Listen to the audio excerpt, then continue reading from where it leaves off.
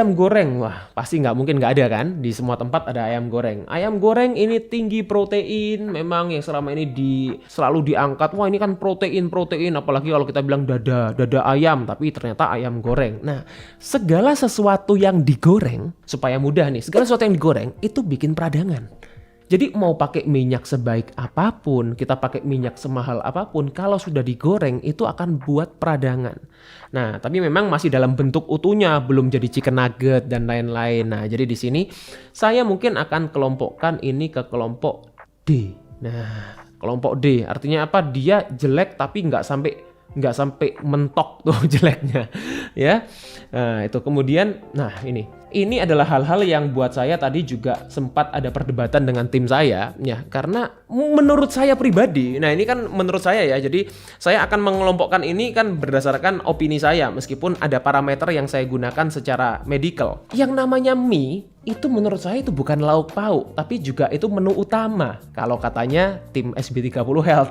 Jadi saya harus kelompokkan ini di antara, ya ini ya, kalau saya bilang di kelompok main course, lauk pauk, mie ayam tentunya karena most likely yang saya lihat mie ayam itu lebih banyak mie-nya daripada ayamnya. Ada mungkin yang bilang ayamnya lebih banyak daripada mie-nya, kecuali buatan saya sendiri mungkin. Jadi saya kelompokkan dalam kategori E.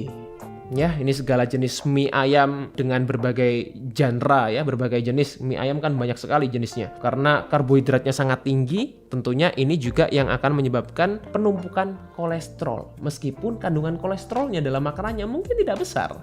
Itu, tapi di dalam tubuh menyebabkan kolesterol. Kemudian bakso. Nah, nih. Bakso ini ya, bakso, bakwan dan lain-lain itu kalau selama ini kamu berpikir, oh ini hanya pure protein. No, bakso, bakwan itu banyak sekali campuran tepungnya. So that's why saya akan kelompokkan ini ya, belum lagi kalau tambah gorengan dan lain-lain ya. Well, unfortunately I have to put it, saya harus menaruhnya dalam kategori D.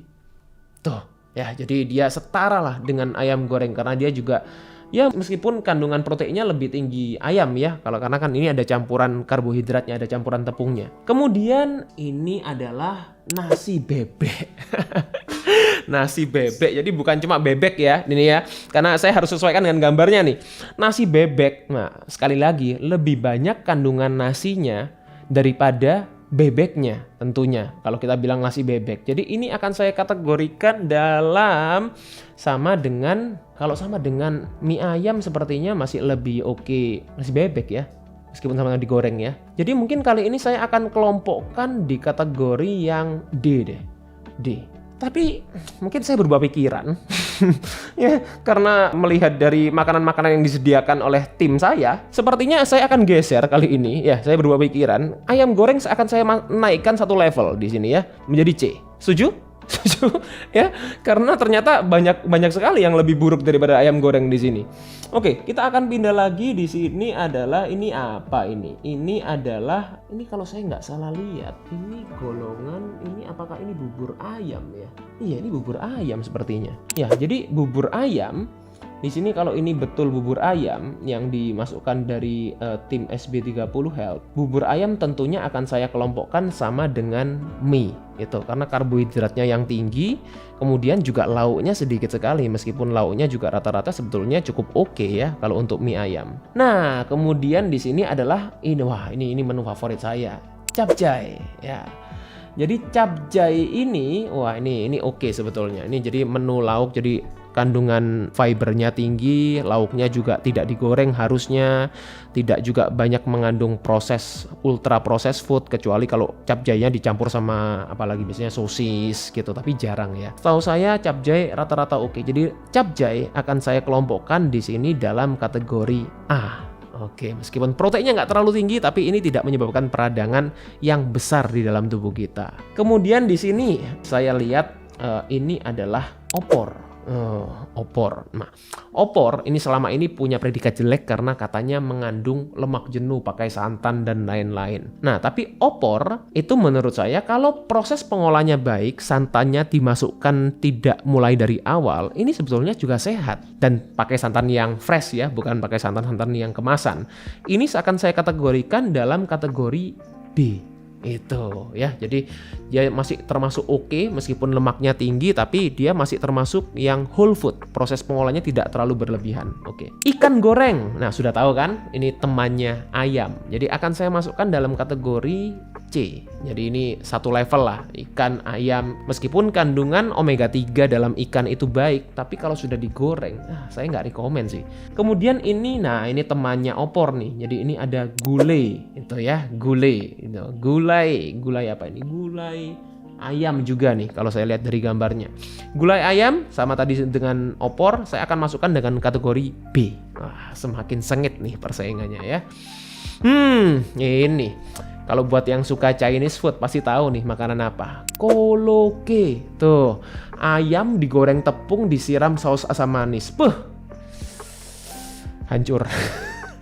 Ya, jadi ini akan saya kategorikan dalam kategori E ya, meskipun dalam arti kita bilang high protein, tapi kandungan tepungnya tinggi sekali, belum lagi kandungan gulanya dari sausnya. Not good. Ini adalah, ini lontong sayur. Buat yang tinggal di daerah-daerah Jawa pasti kenal nih. Jawa, Sumatera, nah ini termasuk makanan-makanan yang cukup digandrungi banyak orang, lontong sayur. Well, kandungan seratnya cukup tinggi, ya, kandungan karbohidratnya juga cukup tinggi juga, ya, karbohidrat utamanya karena banyak lontongnya, menggunakan sayur manisa ditambah kerupuk. Well, I have to, ini cukup sulit, ya, cukup sulit. Tapi mungkin akan saya kategorikan dalam kalau dia mengandung punya ada proteinnya juga, ada tahunya, mungkin ada kandungan, saya nggak tahu nih karena saya juga jarang makan lontong sayur di luar. Mungkin akan saya kategorikan di kategori C.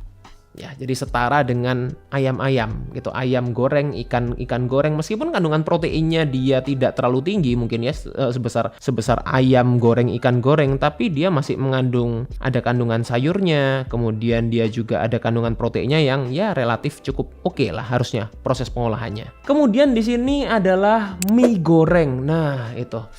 Wah, ini sama-sama mie ya, tapi kalau saya kategorikan sama dengan, ya harusnya sama dengan mie ayam juga gitu. Karena meskipun dia mie ayam itu mie-nya nggak digoreng, ya kalau dibuat selevel kayaknya nggak fair ya kalau dibuat selevel ya. Karena ini saya nggak ada yang lebih buruk lagi dari ini.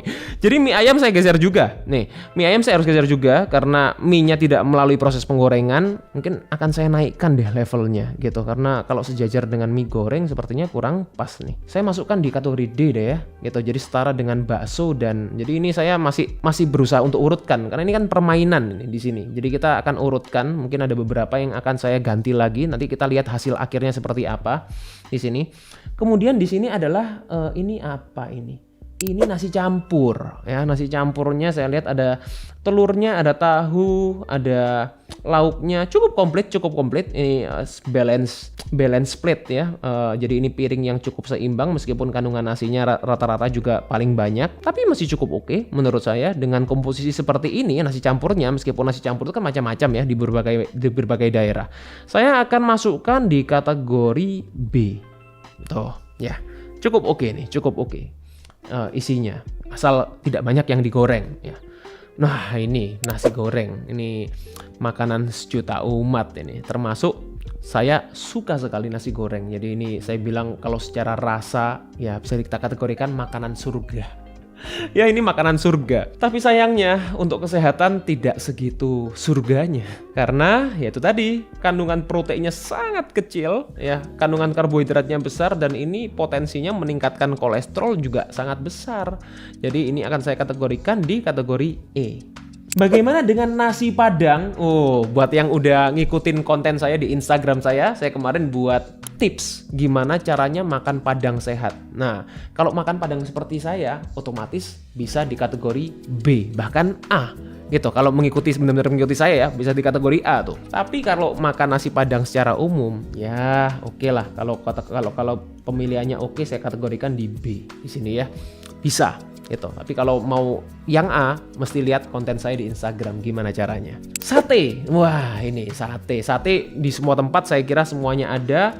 Harusnya ya dengan pengolahan yang oke, dengan ya kalau kita bilang secara umum lah ya, sate ini akan saya masukkan di kategori A ya, karena tidak digoreng juga. Kalau kalian minta bumbunya dipisah, itu juga akan lebih baik lagi. Jadi akan saya kategorikan di kategori A. Ini adalah ini saya agak ragu-ragu nih, ini gambar apa ini ya? Ini harusnya juga termasuk makanan-makanan lauk Padang ya, mungkin seperti ini, seperti balado ya kalau saya lihat, atau mungkin ada berkuah juga ya. Jadi ini kalau saya lihat sih makanan-makanan Padang ya, mengandung santan seperti itu, ada proteinnya gitu. Menu-menu seperti ini tentunya akan saya kategorikan juga ya. Jadi mulai dari rendang, kemudian ya sepertinya rendang nih kalau saya lihat, dari rendang. Jadi ada gulai, ada opor, ada rendang gitu. Nah, ya, jadi makanan Padang semua nih. Wah ya, saya baru sadar saya kategorikan semua masakan Padang di kategori B. Jadi ini termasuk makanan Padang juga, saya masukkan di kategori B. Kemudian semur. Nah, semur ini juga bagus sebetulnya. Tidak, kandungan lemaknya tidak terlalu tinggi, meskipun juga tergantung semur daging, semur ayam, semuanya bisa dibuat semur ya. Semur akan saya kategorikan di kategori A. Nah, nih karena dia tidak terlalu menyebabkan peradangan di dalam tubuh kita. Asal ya tadi proses pengolahannya ya kita buat rata-rata lah ya. Kemudian di sini adalah ini kalau saya lihat sih ini Chinese food ya. Ini Chinese food nih kalau saya lihat model-modelnya seperti sapo tahu seperti itu. Nah, jadi kalau sapo tahu rata-rata juga tahunya juga digoreng, not that good.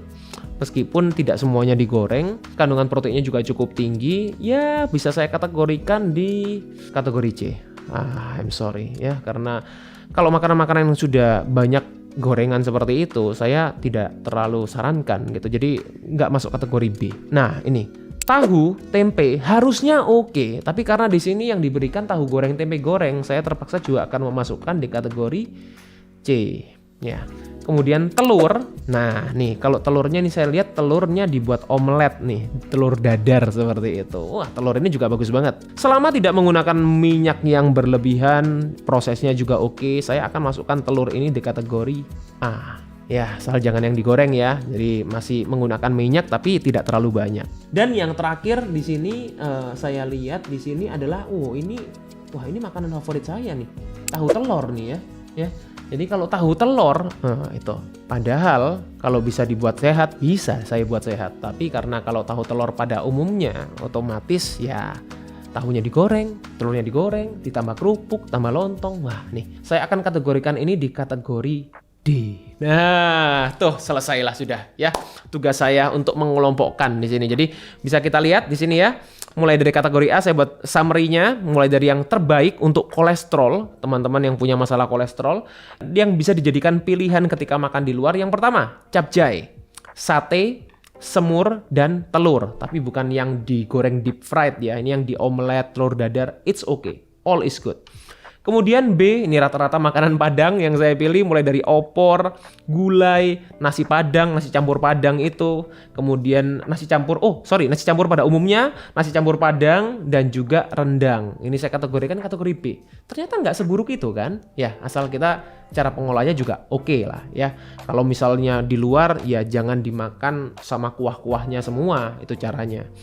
Kemudian di kategori C yang kelas menengah banget nih adalah ayam goreng, ikan goreng, kemudian lontong sayur, sapo tahu, tahu tempe goreng. Nah, ini masuk di kategori C. Lebih rendah dibandingkan makanan yang kategori B. Kategori D ini masih ada kandungan proteinnya tapi dicampur karbohidratnya terlalu banyak. Contohnya seperti bakso tadi, kemudian bebek goreng, kemudian mie ayam, kemudian juga tahu telur. Dan yang terburuk tentunya yang perlu kalian hindari apa aja nih? Nih bubur ayam ya, kemudian juga koloke, kemudian mie goreng dan nasi goreng, makanan juta umat ya. Semoga sekarang Sobat Sehat lebih paham, lebih aware gimana caranya milih makanan di luar, terutama buat Sobat Sehat yang punya masalah kolesterol tinggi. Semoga ini bermanfaat, dan buat yang Sobat Sehat mungkin punya ide-ide apalagi yang mau dibahas bisa tulis di kolom komen. Stay fit and stay healthy. See you.